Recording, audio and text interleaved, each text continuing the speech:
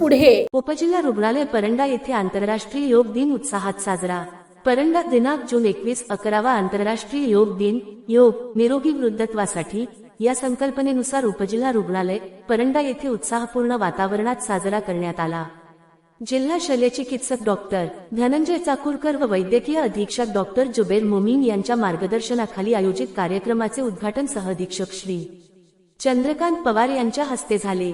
यावेळी डॉक्टर आनंद गोरख मोरे यांनी सूर्यनमस्कार, विविध योगासने व प्राणायामाचे प्रात्यक्षिक सादर करून योगाचे महत्त्व उपस्थितांना पटवून दिले। योग हा केवळ व्यायाम नसून निरोगी, संतुलित आणि आनंदी जीवन जगण्याची वैज्ञानिक जीवनपद्धती असल्याचे त्यांनी सांगितले।